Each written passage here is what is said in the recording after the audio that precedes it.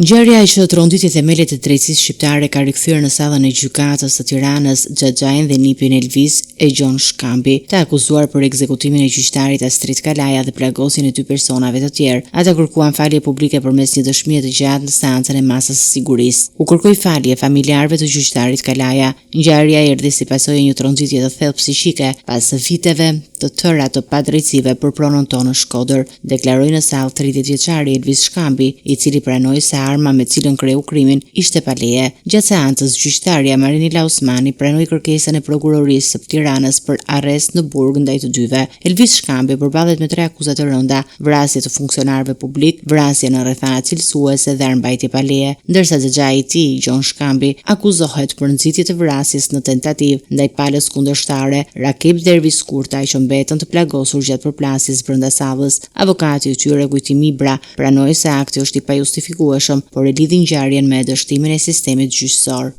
Elvis Shkambi shpalli sot falje publike për sa i përket vrasjes së gjyqtarit Astrid Kalaja. Ka shprehur një vendim shumë thellë për këtë ngjarje. Kjo ngjarje është krijuar si shkak i akumulimit të stresit dhe shumë vite kalvarit vujtjes tyre si familje në gjykata civile, ka qenë në kushte të rënditjes lartë psiqike në marrjen e vendimit, i cili ka krijuar një rënditje thellë psiqike dhe ka krijuar një krim të tillë. Gjon Shkambi nuk ka marrë pjesë fare, pas deklarimeve të tij nuk ka pasur dieni fare që nipi i tij mund. Në burg u la edhe punonjësi i sigurisë së gjykatës apeli 63 vjeçari Banush Koçaj, i cili akuzohet për shpërdorim detyre, pasi nuk kontrolloi të pantehurit në hyrje. Ai mbrojti veten duke thënë se ishte i sëmur dhe kishte njoftuar kancelaren për largimin e tij nga detyra.